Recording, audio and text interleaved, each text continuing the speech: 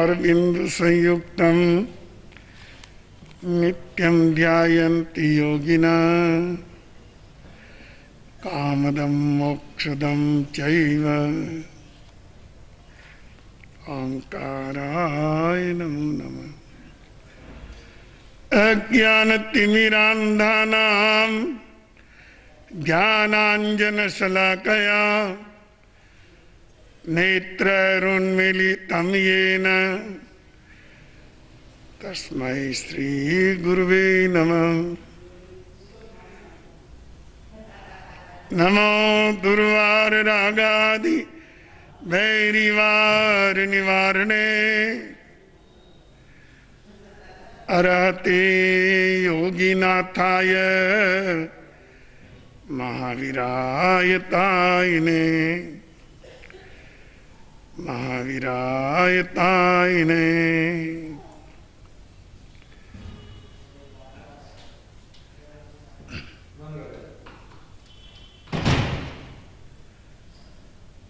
प्रिय श्रोताजनों,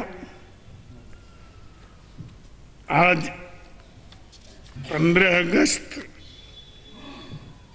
भारत का एक राष्ट्रीय पर्व है। इस अवसर पर 3 मुक्तक आए हैं, वो मैं पहले आपके सामने रखता हूं, बाद में अपना प्रवचन चलता रहेगा। 15 अगस्त आजादी का बहुत बड़ा पर्व है।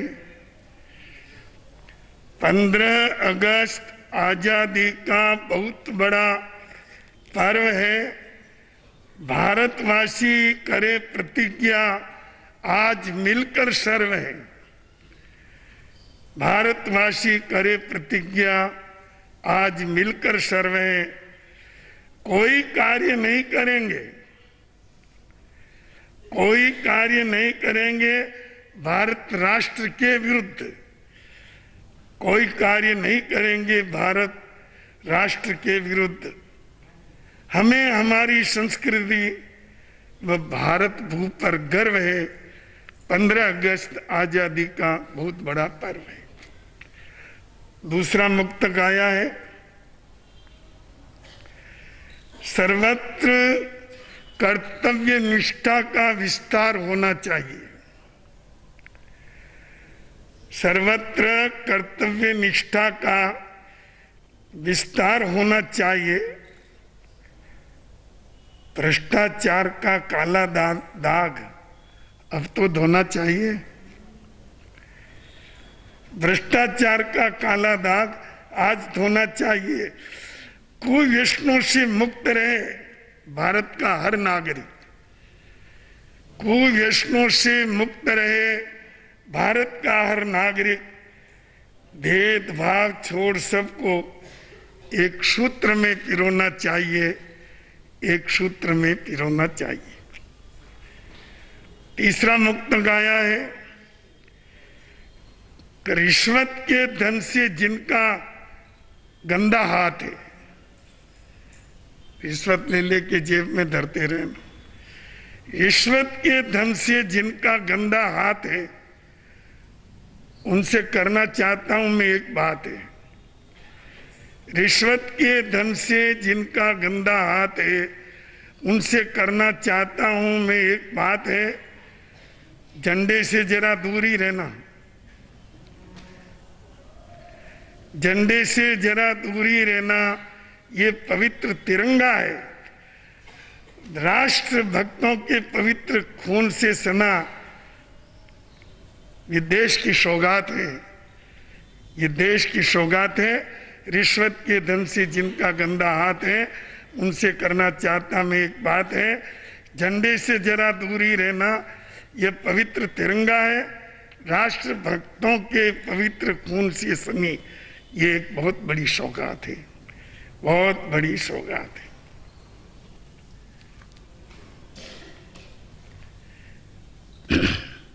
बंधुओं,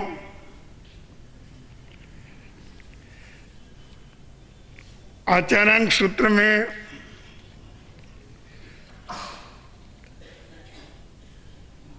परमात्मा भगवान महावीर का एक सूत्र उपलब्ध है।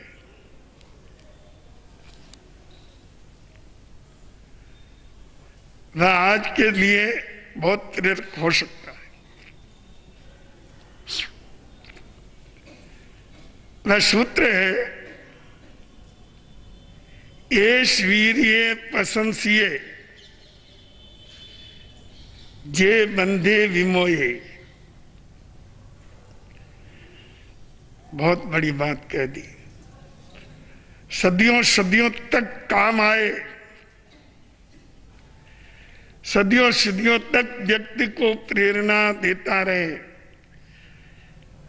सदियों सदियों तक व्यक्ति में एक नया स्फुरन जागृत करता रहे, ऐसा चमत्कारिक सूत्र है ये। एष वीर्ये प्रशंसिये जे बंधे विमोहे। अर्थ है इसका, वही पुरुषार्थ धन्य है, वही पुरुषार्थ धन्य है जो बंधनों से मुक्त कर देता है।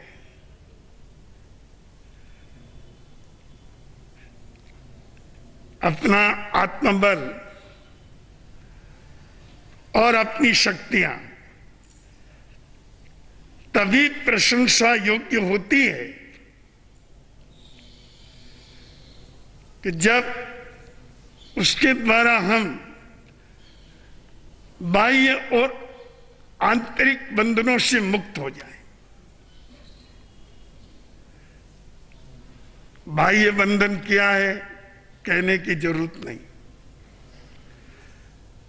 आप सभी जानते हैं।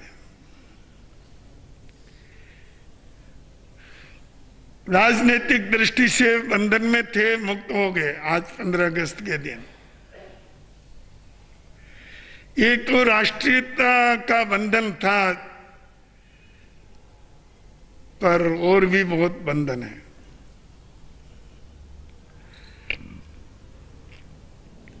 अभी जितना सार्थक होना चाहिए ये नहीं हुआ। जब भारत आजाद हुआ, अंग्रेज चले गए, कटा छटा भारतवर्ष की जनता के हाथ में आया। सबके हृदय में उत्साह और उमंग का संचार था। हम स्वतंत्र भारत में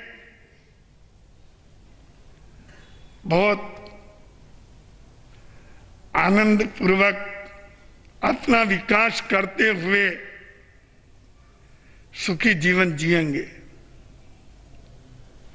पर ये कितना सार्थक हुआ मुझे कहने की जरूरत नहीं है, सब अनुभव कर रहे हैं। ये क्यों नहीं सार्थक हुआ ये भी समझिए। देश गरीबी में ही क्यों पड़ा रहा? करोड़ों अरबों डॉलर बाहर से कर्ज के आते रहे। भारत में यत्र तत्र निर्माण कार्य भी होते रहे,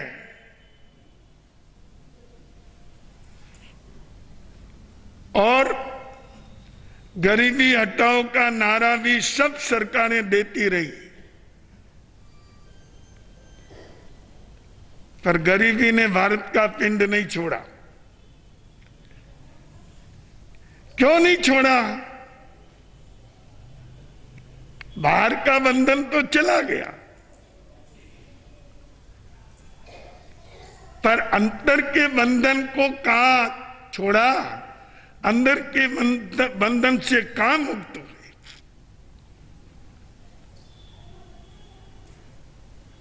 देश में शराबखोरी पहले भी थी, अब और बढ़ गई।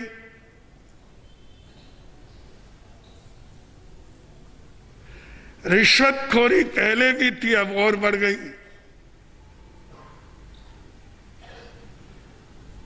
अहंकार, दिखावा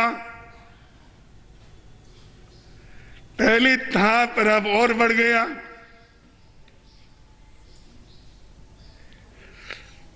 उपभोक्तावाद की आग पहले भी जल रही थी, अब और ज्यादा जल रही है। ये अंतर के बंधन है। ये मानव की चेतना में पड़े हुए एक कष्टदायक ऐसे बंधन हैं जिनसे व्यक्ति उनमें पड़ा पड़ा छटपटाता रहता है पर छूट नहीं सकता। हम जब तक अपने आंतरिक बंधनों से भी मुक्त न हो जाएं, दुर्व्यसन भी एक बहुत बड़े बंधन है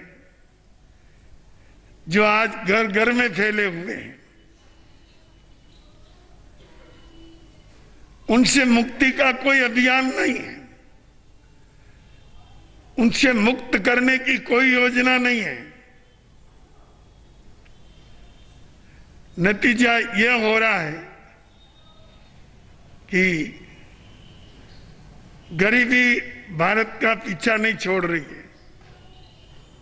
व्यक्ति जितना कमाता है उससे कई गुना तो खर्च कर देता है। और दुर्व्यसनों में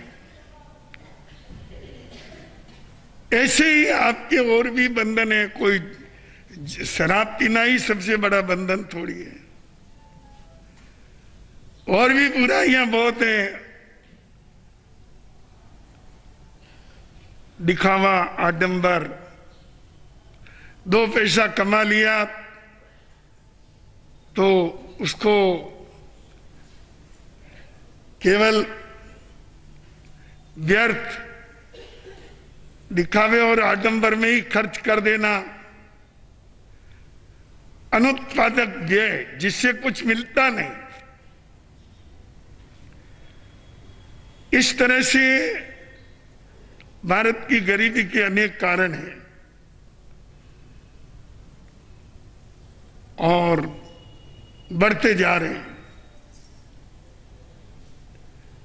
अभी मैं थोड़ी अपनी बात भी कर लूं। अपना ये जैन समाज,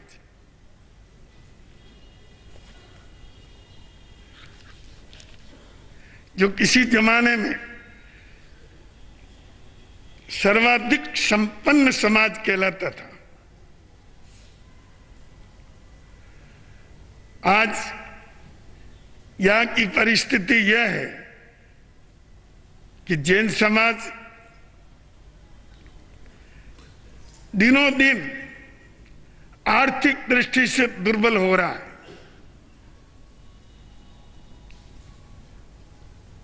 कारण क्या उसके कमाने की योग्यता खत्म हो गई? नहीं, वो तो मौजूद है, वो चल रहा है। पर हमारे जैन भाई भी कुछ बंधनों में पड़े हुए।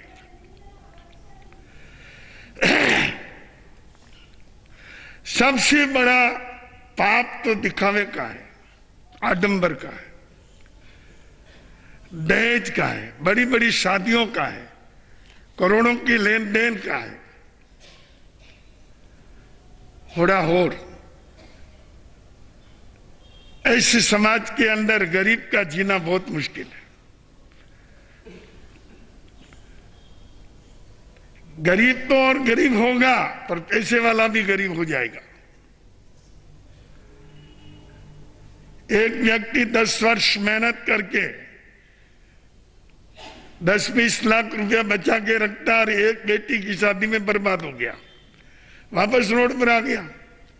फिर ABC से शुरू करो। इस स्थिति को बदलना चाहिए। जैन समाज को, मैं तो प्रत्येक समाज के लिए कहता हूं कि जन्म, मरण, परण तीनों सस्ते हों।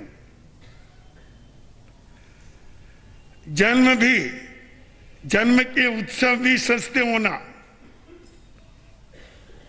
सादे होना।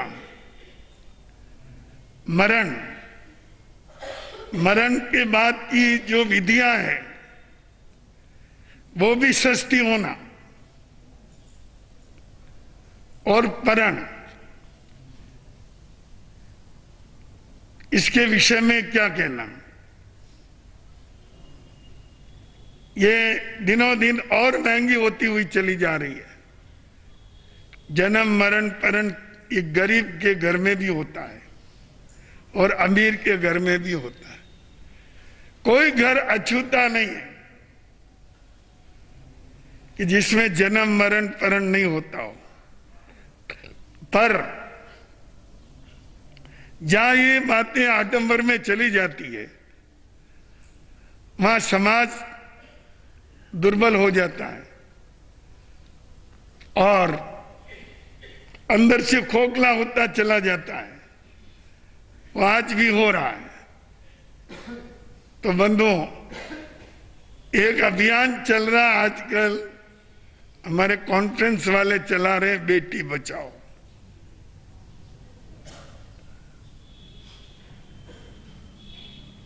आखिर बेटी को कोई मारता क्यों है? जो मां 9 माह तक जिस संतान को अपने पेट में रखती है और जन्म लेने के बाद उसको सहेजती है, उसकी सेवा करती है, उसको बड़ा करती है, मातृत्व का इतना बड़ा कर्तव्य निभाने वाली बहन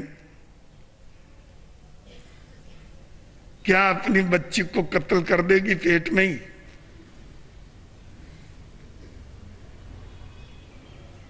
और क्या पिता बच्ची को मारने के लिए तैयार होगा?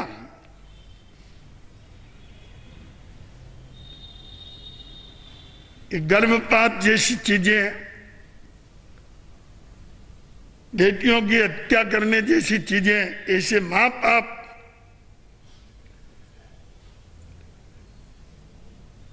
अब कितने हो रहे हैं हमको तो पता नहीं। आप लोग कहते हो, जो हम भी सुनते हैं कि बहुत बड़ी संख्या में जैन समाज में भी और जैनेतर समाज में भी चल रहा है। कारण क्या है? कारण बेटियों के साथ होने वाला अति व्यय।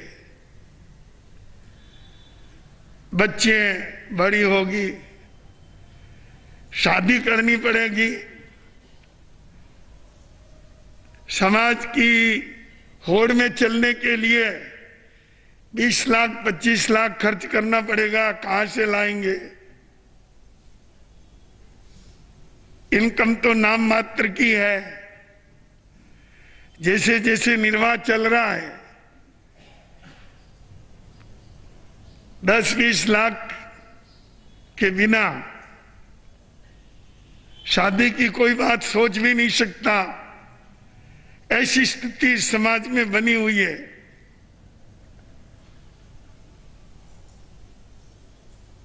चलो चुपचाप 5-7 हजार का ही मामला दिया डॉक्टर को, सारी झंझटों से मुक्त। मां बाप है,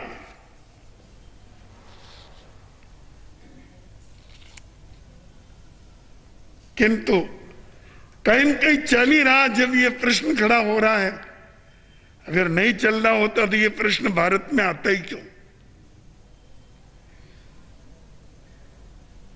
कहां चल रहा है, कौन कर रहा है, ये इसका निर्णय लेना बहुत कठिन बात होती है।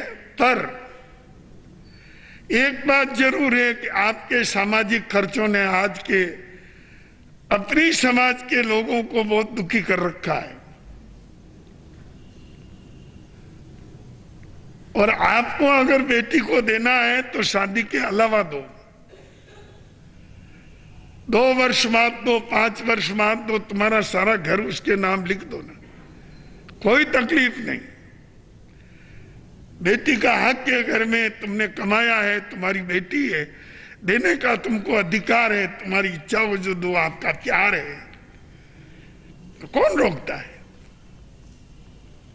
पर रिवाज खराब क्यों करते हो? कभी भी दे दो, शादी सादगी से कर लो, साल भर बाद घर ही लिख दो उसके नाम, 150 तोला पहुंचाना बाद में पहुंचा दो, पर शादी तो सस्ती रखो, रीति रिवाज तो सस्ते रखो। एक भाई इसलिए मेरे दर्शन करने नहीं आया, हर साल पति पत्नी आते हैं, उस साल नहीं आया। मैं बाद में मैंने पूछा तुमने चातुर्मास में दर्शन करने नहीं आए तुम? उन्होंने कहा बाबू जी वहां बेटी का संबंध किया हुआ है। मैं क्या संबंध किया तो क्या हो गया? ये दर्शन करने में संबंध रुकावट कहां डाल रहा है? कि बाबू जी आप नहीं जानते हो, ये हमारे गृहस्थियों के रिवाज है।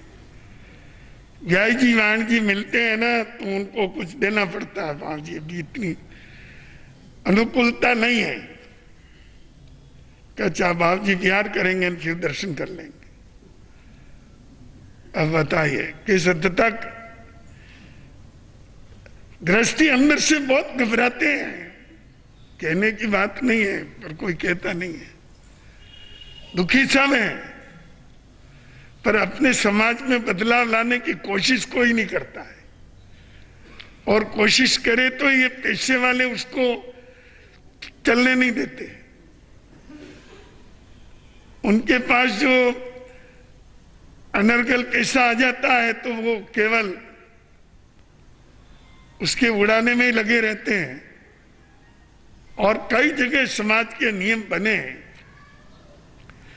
कई बार कमेटियां हुई है, कई बार समाज सुधार की बातें की है। तेरापन समाज के अंदर आचार्य तुलसी ने बात चातुर्मास किया राजनगर, तब नए मोड़ के रूप में एक सादगी की और व्यवस्था दी है। और भी कई संतों ने अपनी अपनी जगह प्रयास किए हैं।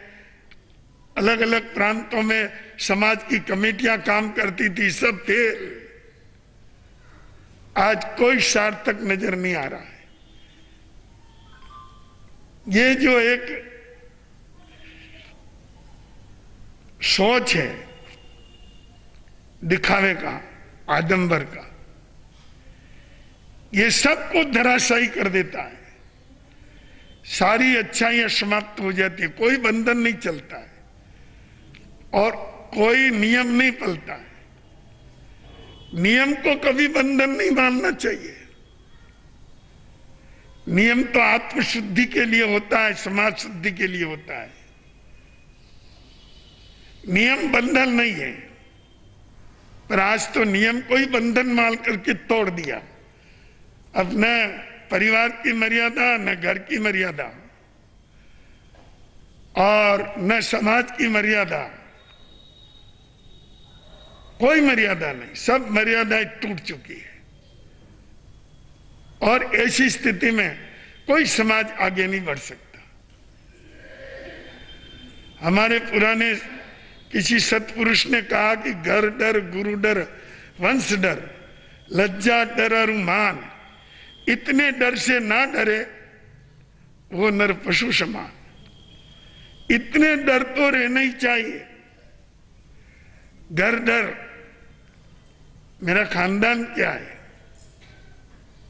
उसकी इज्जत क्या है, समझना चाहिए।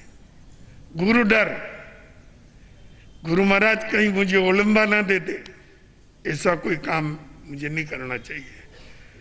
जो गुरु महाराज के कान पे जाए और बाद में वो ओलंबा दे कि तुम ऐसे काम करते हो, उनका भी डर रखना चाहिए। वो हमारे माता पिता और गुरु तीनों तो मालिक होते हैं। घर डर, गुरु डर, वंश डर। हमारा वंश कैसा उन्नत हुआ, कितने महापुरुष हमारे खानदान में हुए, उनकी इज्जत का सवाल है। उनको नीचा नहीं देखना पड़े या उनके यश में दबा न लगे। लज्जा डर, लोक लाज का भी डर रहना चाहिए। और अपने व्यक्तिगत मान सम्मान को चोट न पहुंचे, इस बात का भी सावधानी, इस बात का भी डर रखना चाहिए। क्योंकि गलत काम करोगे तो कोई तुम्हारा क्या सम्मान करेगा। इतने डर से ना डरे वो नर पशु समान। अगर मानव होकर के इतनी मर्यादा भी न रखे तो उसके मानव होने का कोई अर्थ सिद्ध नहीं होता है। तो बंधुओं, जो बात मैं आपको कह रहा था, हमारे समाज में पहले जो ये पाखंड, आडंबर, दिखावा, अति व्यय, ये बंद होने चाहिए। ये भी एक आंतरिक बंधन है, और क्योंकि हमेशा बुराई ही बंधन होती है, अच्छाई कभी बंधन नहीं होती है। अच्छाई तो हमेशा आगे बढ़ाने वाली होती है। और बंधुओं, जिस भारत का निर्माण जैसे होना चाहिए उस तरह से नहीं हो पा रहा है, इसका भी कारण पाप ही है। रिश्वतखोरी, चालाकी, उपभोक्तावाद, सारी दुनिया की चीजें हम इकट्ठी कर लें, ऐशो आराम की जिंदगी बनाने की तमन्ना, आदि आदि कई ऐसी बुराइयां हैं जिसके कारण अपना राष्ट्र पीछे हट गया। तो बंधुओं, कमीशन स्थापित करने से कुछ नहीं होता है। इसकी जांच के लिए ये कमेटी, फिर उसकी जांच के लिए ये कमेटी, एक उसकी जांच के लिए फिर एक कमेटी। एक राजा के यहाँ दूध आता था, पहले तो अच्छा आता था, बाद में थोड़ा पतला आने लगा। राजा ने मंत्री को कहा, मंत्री आजकल मेरे दूध थोड़ा पतला आता है।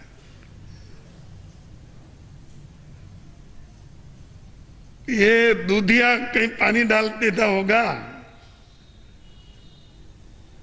हाँ, ऐसा ही है। ऐसा करो, इन पर एक व्यक्ति को कायम कर दो जो अपनी देख रेख में सही दूध हमको भेजे। तो एक व्यक्ति को उस पर नियुक्त कर दिया, तुम देख रेख करो, पानी नहीं डाल पाए। एक दिन दूधिया ने कहा, तुम्हारी बाल बच्चे है कि नहीं? मेरे ही दूध चाहिए तो दूध तो तुमको ही चाहिए। ये तो राज भंडार है, यहाँ क्या कम होता है क्या ज्यादा होता है, एक लोटा में तुमको भी दे दूंगा। अच्छी बात है।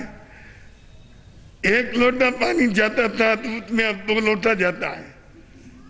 एक एक दोनों निकाल लेते हैं। राजा ने कहा, अरे मंत्री, दूध तो बहुत पतला आने लग गया। फिर ये जो आपने नियुक्त किया ना, वही व्यक्ति शायद भ्रष्टाचार कर रहा होगा, इस पर एक नियुक्ति और कर दो।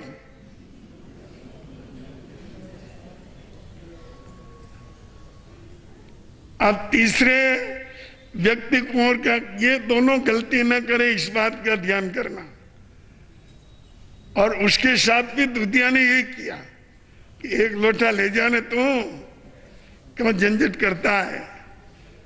पानी में 3 लोटा आ गया, दूध में 3 लोटा पानी आ गया, और पतला हो गया। एक दिन उसमें छोटा सा मेंढक आ गया। राजा ने मंत्री को बोला, ये क्या, इसमें तो मेंढक आ गया। उसने कहा, उन लोगों ने इतना पानी डाला कि वो देख भी नहीं पाए, 3 लोटा पानी डाला होगा उन्होंने, तो उसके अंदर मेंढक आ गया। ये अपनी व्यवस्था ही खराब है। बंधुओं, ऐसा ही भारत में हुआ है। जहां गलती होती है वहां फिर कमीशन, फिर गलती होती है फिर कमीशन, कमीशन पे कमीशन, आयोग पर आयोग। ऐसे कोई देश आगे बढ़ता है क्या? देश का चरित्र सुधरना चाहिए। कोई भी देश बिना चरित्र के आगे नहीं बढ़ सकता।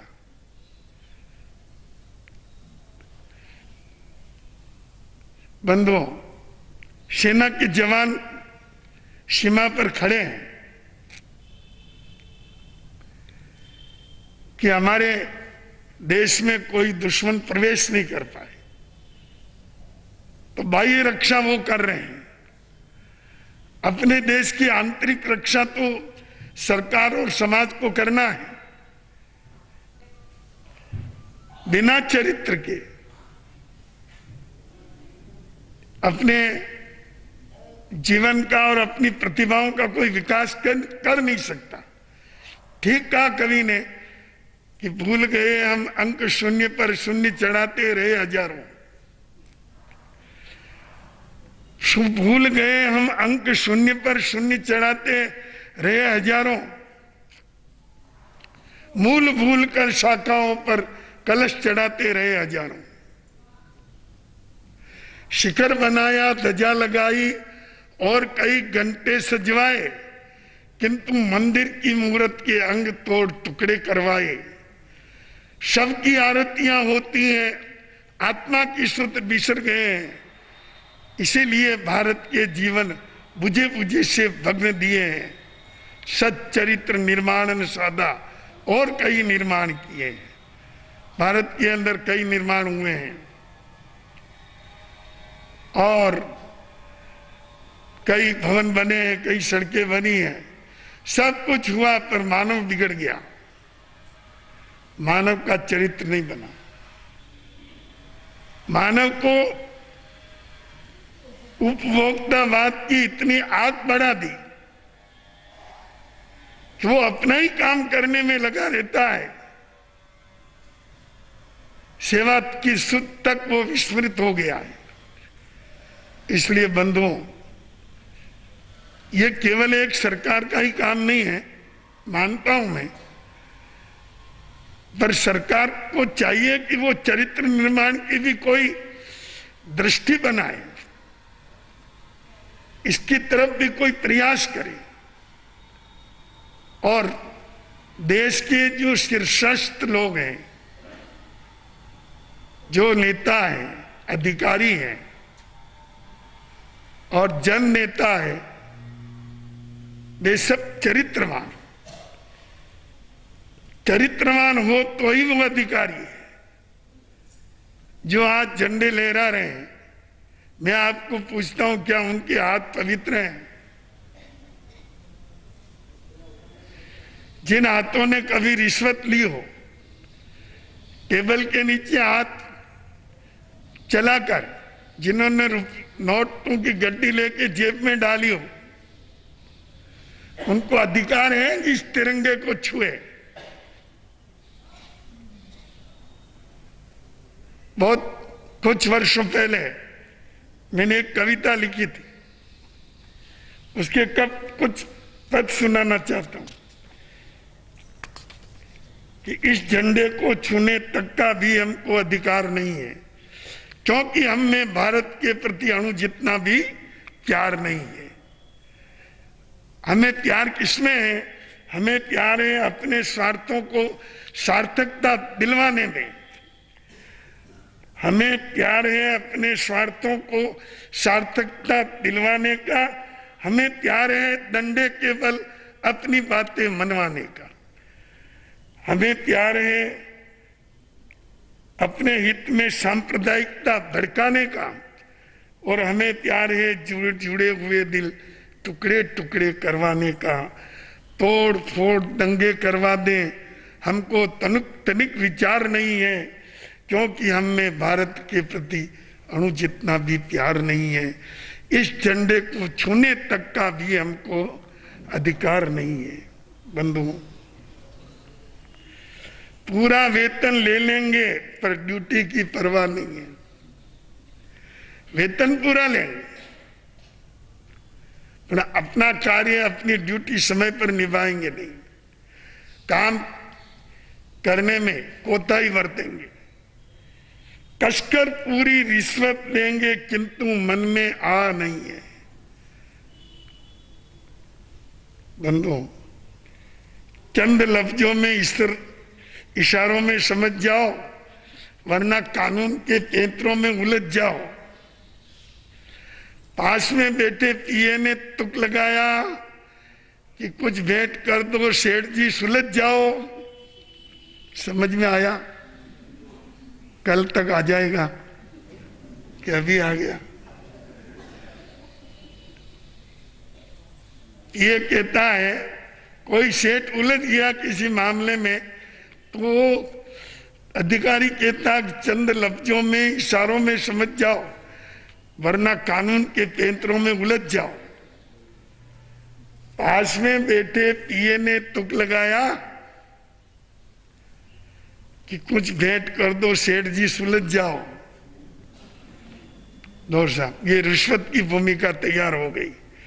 तो बंधुओं, इस तरह से समाज के लगभग सारे वर्गों में रद्दी माल मिलाकर देंगे, जनहित की कुछ चाह नहीं है, और अमृत बता जहर दे देंगे, किंतु दिल में डाह नहीं है। सच्चा भी झूठा बन जाए इस देश में, आज ये हालत है।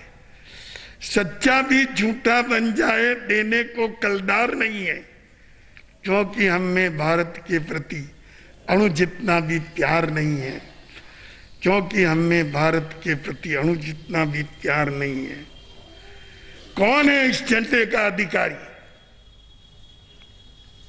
यह भी समझ लो, जिस झंडे को उन्नत रखने वीरों ने बलिदान दिया है, जिस झंडे को उन्नत रखने वीरों ने बलिदान दिया है, और गोली की बौछारों में भी इस झंडे को मान दिया है। भरी जवानी के अरमानों को जलता श्मशान दिया है। उन वीर सपूतों को याद करो जिन्होंने आजादी की लड़ाई लड़ते लड़ते अपने जीवन के, अपने यौवन के सारे अरमान समाप्त कर दिए और वो जलती चिता में जल गए। इस झंडे को, जिस झंडे को उन्नत रखने वीरों ने बलिदान दिया है, और गोली की बौछारों में भी जिस झंडे को मान दिया है, भरी जवानी के अरमानों को जलता श्मशान दिया है, और हंसते हंसते झूल गए, हंसते हंसते झूल गए, पर मरकर भी ध्वजगान दिया है। वे ही है इसके अधिकारी, वे ही है इसके अधिकारी। हम तो कुछ हकदार नहीं है, क्योंकि हम में भारत के प्रति अणु जितना भी प्यार नहीं है। इस झंडे को छूने तक का भी हमको अधिकार नहीं है। कौन जानता है इस बात को? आज कौन याद करता है? हम एक बात बार बार याद करते हैं कि गांधी जी ने अहिंसा के प्रयोग से भारत को आजादी दिलाई। हम मानते हैं, ये भी बात मानते हैं, नहीं मानते ऐसी बात नहीं है। उन्होंने अहिंसा की ताकत को इतना बढ़ाया कि लाखों लोग उनके सामने साथ में अहिंसक युद्ध करने के लिए तैयार हो गए। सामने वाली गोलियां चले, सीना तान के खड़े हैं। ये बहुत बड़ी अहिंसा की अद्भुत विजय है, और ये आदर्श है सारे विश्व में, इसमें कोई संदेह नहीं। पर बंधुओं,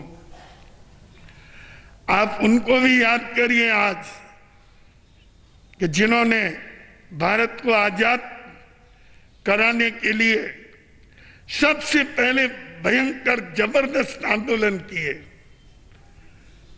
और अंग्रेजों ने उनको पकड़ पकड़ के नाम मात्र के मुकदमे चला करके जिनको फांसी पर लटका दिया। एक नहीं, दो नहीं, आप तो केवल भगत सिंह और बिस्मिल्लाह इनको ही याद करते हो, दो चार को। आपको क्या पता, सैकड़ों व्यक्ति फांसी पर चढ़े थे उस जमाने में। अंग्रेजों ने चढ़ा दिया, अपना बलिदान दे दिया। जालियांवाला बाग के अंदर भून दिया जनरल डायर ने।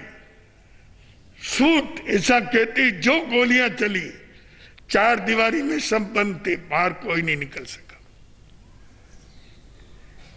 इतने भयंकर उपद्रव, मारणांतिक कष्ट भारतीयों ने सहन किए। और जब एहसास हो गया, चर्चिल को एहसास था, पर वो बहुत शैतान प्रकृति का व्यक्ति था, वो भारत को आजादी देने को तैयार नहीं था किसी हालत में, पर इटली आ गया। उदारवादी संस्था का प्रतिनिधि वो बन गया प्रधानमंत्री ब्रिटेन का। प्रधानमंत्री राष्ट्रपति जो भी बनता है वो उदार विचारों का था। उसने देश की आंतरिक शक्ति को पहचाना, भारत की आजादी के जज्बात को पहचाना। लाखों करोड़ों व्यक्ति जो अंग्रेजों के खिलाफ हो गए, उस शक्ति को पहचान करके आजादी दी, वो भी 2-3 टुकड़ों में दी। एक बंगाल के 2 टुकड़े, पाकिस्तान, पूर्वी पाकिस्तान, एक और पाकिस्तान, पश्चिमी पाकिस्तान, और सब रियासतों को छुट्टा कर दिया कि जिसकी इच्छा हो भारत में रहो, जिसकी इच्छा हो पाकिस्तान में रहो। आज जो भारत है ये पटेल की देन है कि उन्होंने मेहनत करके और अपनी बुद्धिमानी से इस राष्ट्र को भी, इतने राष्ट्र को भी संगठित रखा। नहीं तो यहाँ पर 600 देश बन जाते, 600 से अधिक रियासतें थी। तो बंधुओं, बहुत लंबी बातें हैं। मैं तो आपको आज इतना ही कहना चाहता हूं कि हम स्वतंत्र भारत में हैं, हम जैन मुनि हैं, पूर्णतया अहिंसा में विश्वास करने वाले व्यक्ति हैं।